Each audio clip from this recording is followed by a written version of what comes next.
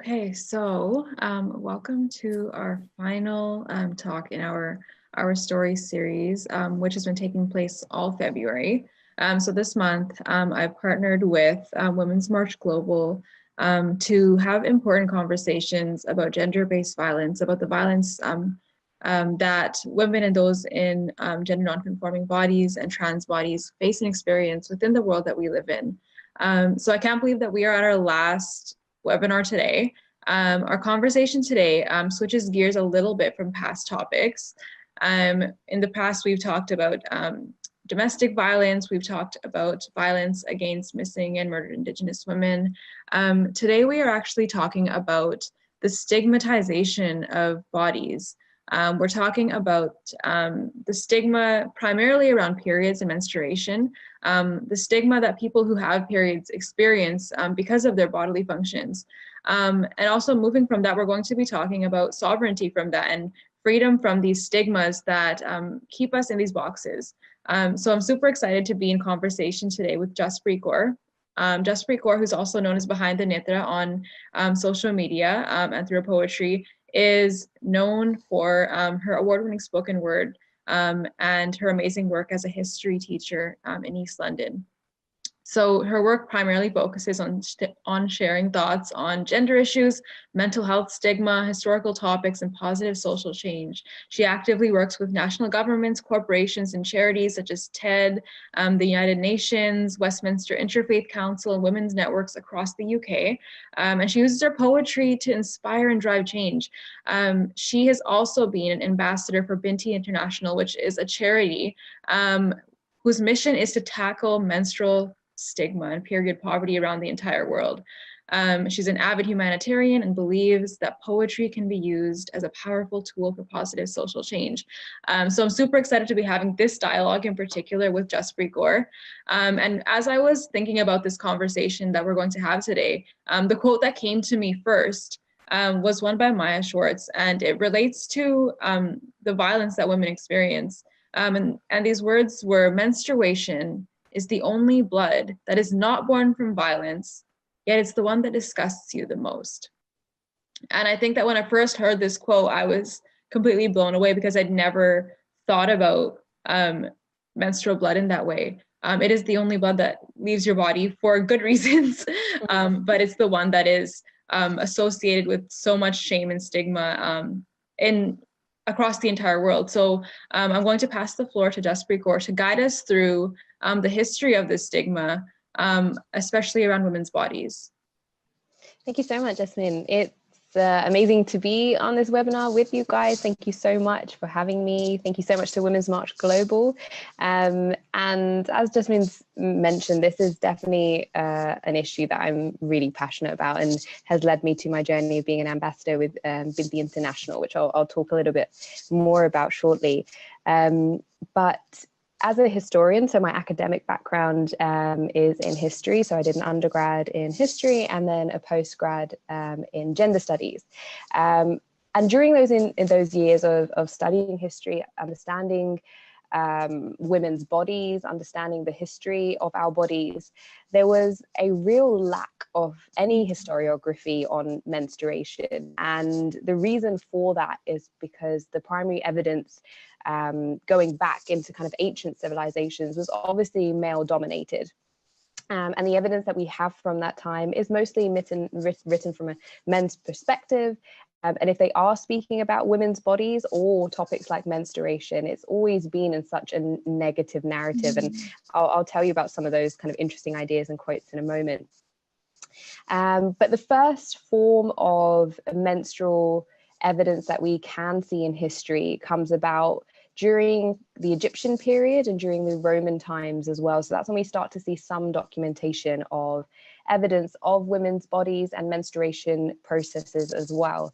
And it's quite interesting to see what evidence is there, and a lot of it is talking about the process of having periods, but also in relation to menopause. There was evidence found during the Roman times that women were actually having menopause as early as the age of 40. Obviously, what we now know today in modern society is that women are having menopause from age 50 plus. So it's interesting that perhaps women's period journey was actually much shorter in earlier civilizations. But during the Roman period, we can already see a lot of stigma being attached to periods, and it's already being seen as a sort of taboo subject even back then.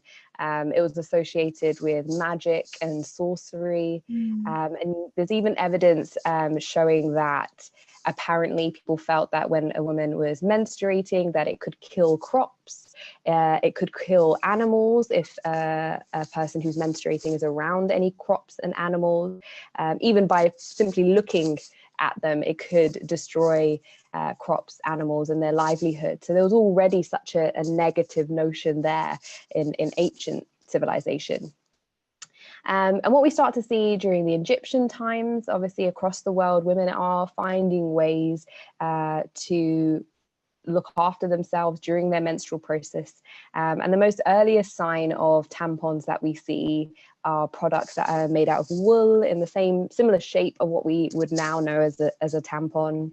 But the first disposable pads, which is kind of more common of what we see today, that only began in the late 19th century, so not very long ago.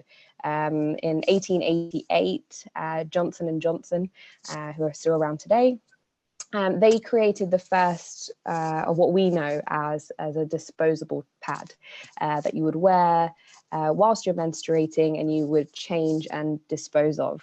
So it was only till the late 19th century that something like that came about.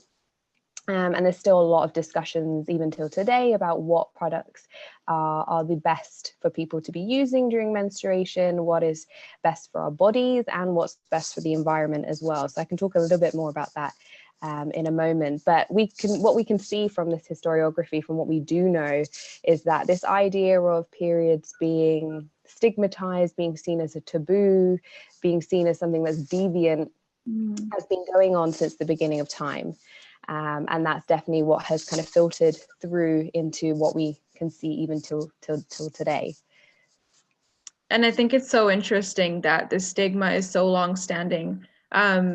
When we reflect on like how critical periods are to life and humanity and civilization. And yesterday I posted a poem on my Instagram that centered around the idea that a period is something unholy or taboo, when if it was not for a period, humanity would not exist and human beings would not be able to live in this world. So something pure enough to be able to create life has so much baggage associated with it from like a societal perspective.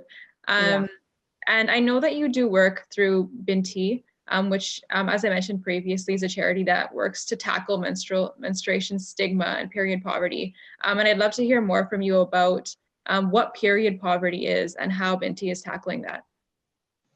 So Binti is an international charity that are working on kind of three key aims in tackling these issues to do with menstrual dignity. And their mission, to summarize it, is first of all, access to menstrual products.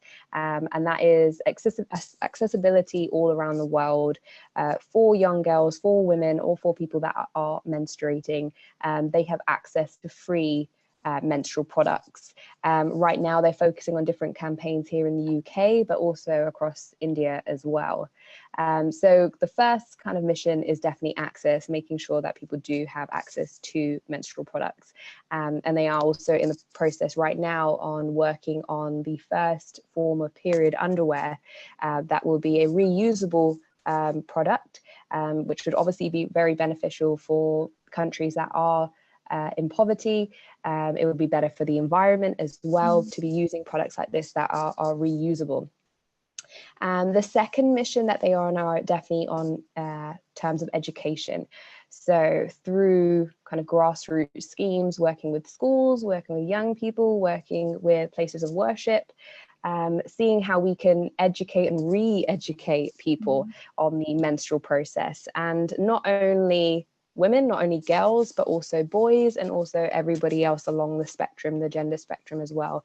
It's a process of perhaps re-educating people on what it means to menstruate, so that we can start to remove that stigma attached to it. Something amazing that came on the news just 2 days ago here in the UK, officially in 2020, they are going to introduce menstrual education onto our national curriculum. Because at the moment, it's not an official requirement to teach it. So from 2020 onwards, it will be a part of the national curriculum, which is a huge, huge step for menstrual education. And that's something that Binti are trying to work on as well. And finally, through that education, their third mission is to destigmatize periods. And that's through this education process, but also people like myself, ambassadors, talking very openly and happily about periods and menstruation. Sharing our own stories, sharing our own journeys is definitely a unique and powerful way of destigmatizing one of the most natural processes in life. And that's their 3 key aims. And through that, they are tackling what is now known as period poverty. The statistics that have shown that 1 in 10 girls across the world at some point will not have access to menstrual products. And there's also data now showing the amount of days that girls miss school because of menstruation and whilst they're on their periods. And over a period of time, what that would mean is obviously in terms of their educational achievement and attainment, they're going to be way behind where they could have been if they were attending school and if we were to remove this stigma. And this is definitely a global issue. It's happening here in the UK, it's happening over in the States, in Canada, and it's obviously happening in places that are less economically developed as well.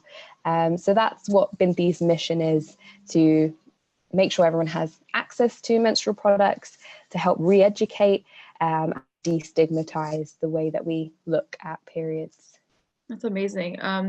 And as someone who is speaking so bravely and openly about these topics that are, so commonly stigmatized, have you or other organizers experienced kind of pushback against having these dialogues? Yeah, so I've always, in the recent years, since my poetry journey started, since the Behind the Neta journey started, have always been quite open about my understanding of my body, my understanding of my sexuality, and through that process of understanding, now at the age of 26, I'm actually finally feeling like I understand what my period is. Even though it's something that obviously started for me, I started my period quite late. I was around the age of 13, 14 when I first started my period, which I felt was late, which actually in doing research isn't as late as I thought it was. I had a very irregular period, which I felt very ashamed of, very heavy, irregular periods, didn't speak to anybody about it, remained very closed off about it. And it was only till my periods then developed into very painful, heavy periods that I finally went to a GP around the age of 18 or 19 and found out I have polycystic ovaries. And that was helping me understand why my periods were so heavy, why they were so painful, and why they were so irregular. But it was only from that point onwards that I realized I don't know anything about periods. I didn't understand the process of menstruation. And there is definitely, on the internet or just in general discourse or word of mouth, there's such a lot of miseducation or a lot of myths that we hear, not only from family and friends, but even from doctors are sometimes misinformed about menstrual cycles and about periods. So that's when I started to look into it a bit more myself. A common thing that was happening here in the UK was a lot of young women were very quickly being put onto the pill if they were having irregular periods, and recent scientific explanations have shown that that actually doesn't help regulate periods. So there's definitely a lot of misinformation out there, a lot of myths. Some of the top myths, just from the top of my head. I remember growing up, a lot of young girls that I know, or friends that I know, would assume that you can't get pregnant when you're on your period. That is actually not true. Depending on the length of your ovulation period, some women's are shorter, some women's are longer. They could even be up between 28 days to 35 days. And anywhere in between that, if any sperm is to enter your body, that could stay in your body for 12 to 24 hours. That sperm was still live for up to about 3 days. And in that time, you may be starting your period and you may assume that you can't get pregnant, but that's one of the biggest myths out there. It actually can still the egg and the sperm can still ovulate and meet, and that's a big myth out there. Other myths out there are to do with, more so to do with tampons, pads. I've heard one of the interesting one I've heard from a student recently, that they thought that a tampon can get lost inside your body, which I think a lot of people still think is possible, but women's bodies are incredible. We have a cervix that protects us from anything entering past that point. So no, you cannot lose a tampon inside your body. It may go further inside and may feel like it's lost, but it has not got lost inside your body. There's also a lot to do with the hygiene side of menstrual health as well, that I feel women do need a lot of education on, or people that are menstruating do need more education on. There's definitely not much out there in how do we look after our bodies whilst we're menstruating, what is best in terms of hygiene as well. And what people automatically assume is, when we're talking about hygiene, when we're talking about menstruation, people automatically start to jump on the bandwagon of, oh, it's gross, it smells, it's unhygienic, you shouldn't be around food. This is where other assumptions of what some religious faiths may feel, that you shouldn't be in a place of worship. There's a misinformation there of assuming periods are unhygienic, which they are not. So there's a lot there, a lot of myths, taboos, a lot of hearsay that has been passed on through generations, and it definitely needs to be tackled and definitely needs to be spoken about more. There's been recent cases in the last couple of years of toxic shock syndrome, which is to do with the misuse of tampons. Obviously, if people are using tampons as their choice of menstrual products, making sure they change it regularly, and understanding what that means, to avoid any other health risks. But yeah, it's clearly out there that the fact that we don't have enough education on this in schools, in our communities, there's not enough of this going on. So I'm really glad to see that it's going to be on the national curriculum here in the UK from 2020 onwards, but I still feel there's a lot more work to do as well. Yeah, and just going back to how you mentioned about your journey with PCOS, and it taking until it took you a while to kind of figure out what was going on with your body. And I think you mentioned that you were 18 years old when you visited a doctor and kind of this stuff was explained to you. I thought that was so interesting, because I think that we are so socialized to believe as women that like just pain is normal. Pain is something that you're supposed to expect. It's just a part of like your life as a woman. But because of that pain being kind of like downplayed, even within the medical system, a lot of people who have periods don't actually know that like that pain is not normal.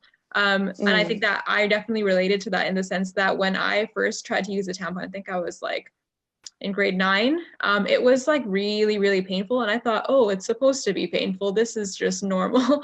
I won't try that again, but it really hurt. And I went through my whole life thinking that like, a tampon going inside of you is supposed to be normal, until I visited a doctor and I was like, is this what to expect? And actually that doctor to me was like, yes, like it is going to be painful. It took me going from that doctor who had this very limited understanding of what is actually supposed to be happening when you insert a tampon, to going to like a specialist, to going to a gynecologist, and finally getting the answer that this is not a normal thing. You should not be like in debilitating pain trying to insert a and when I visited this gynecologist and she kind of explained like what was happening within my body, it had more to do with like my pelvic muscles contracting of like fear, which is so interesting, because once I started breaking down this fear, I was like, wow, this like the menstrual stigma is so insidious that it is like implanted in my mind somewhere that I wasn't aware of. Stopping you. Yeah. So and that's where the pain, where a lot of women do face when they're trying to use tampons, that's actually what that painful feeling is. It's our pelvic muscles contracting, because that's what women's bodies are able to do when they do not want something entering them, which is, I think, magical and incredible as it is. But that's what that pain is. And I feel, yes, you're absolutely right, that process of our body protecting itself and contracting in that way is because of the psychological process that we've already determined in our minds, that whatever I'm doing right now is bad. And whether we consciously know that or not, that's actually what we're telling ourselves. And that's why that process is actually more painful. The more that you actually learn to speak to your body about it being a beautiful, natural process, you'll realize that those pelvic muscles relax, your body relaxes, and you can actually insert the tampon much easier. That's something most women would not know. Absolutely. And I think that was like at that moment when I realized like I need to be able to have those conversations, like you mentioned, with my body, and not be afraid of it, because I think so many other women have like this social conditioning to kind of like fear their vaginas, fear what's happening within themselves, or just stay away from it altogether, because it's this thing that we've been taught is just taboo and foreign and not what, you know, good girls deal with. So the fact that we're able to like have these conversations so openly, I think it's healing emotionally, but also like in a physical sense as well, because we need to be able to know that our bodies are not the stigma that is so often associated with them. Absolutely.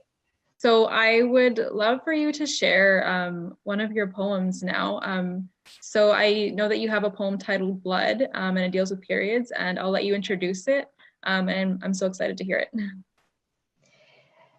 So Blood is one of my poems that I wrote. It was actually a series of poems called Boobs, Bumps and Blood.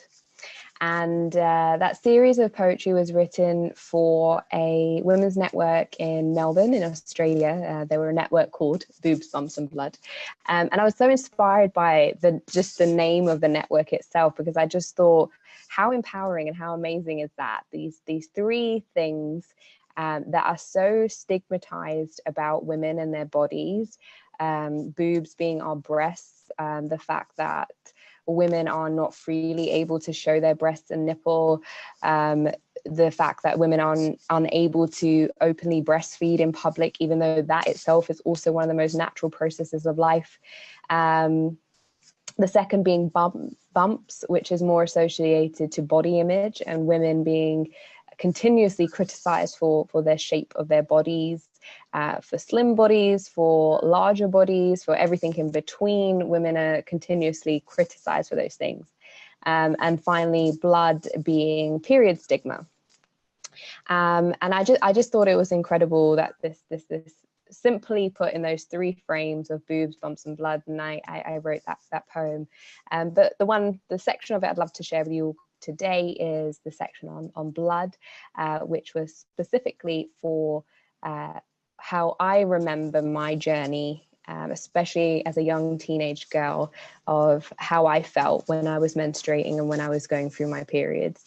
As I mentioned before, they were irregular, they were heavy, and I wouldn't tell anybody about them. I didn't actually know that there was a health issue behind that as well.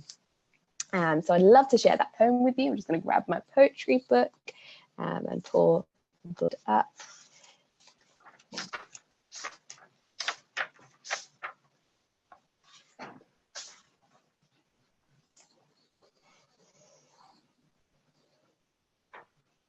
I would sneak my sanitary pads into the house as if they were drugs.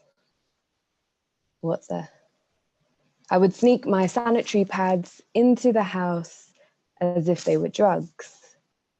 Babies are expected of me, but my monthly madness isn't an open conversation. Keep that behind closed doors, closed legs, cross legs.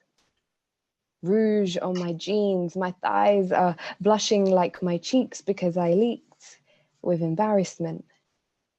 Ashamed of the stains on my as if I committed murder, scrubbing the evidence in secret. All that we are killing is a young girl's self-worth as long as they can provide a healthy birth, right? And now I'll serve my time. 1 week, once a month, a life sentence. Thank you so much. I think that's a powerful note to end on. And I'm so grateful for your time and for your creativity and for your work. And I hope that we can continue to have these important conversations in the open. And I hope that one conversation leads to another and that we kind of open up dialogue further from here in private spaces and in public spaces as well. So thank you so much, Jaspreet Kaur. Thank you for having me. Thank you so much. Thank you so much, Jaspreet, for sharing your poetry and experience and joining us for this webinar today. And also, I would like to thank Jasmin for hosting and being a part of this webinar, this month-long webinar series, and also giving Women's March Global the opportunity to partner with you. Thanks again, everyone, for joining us today.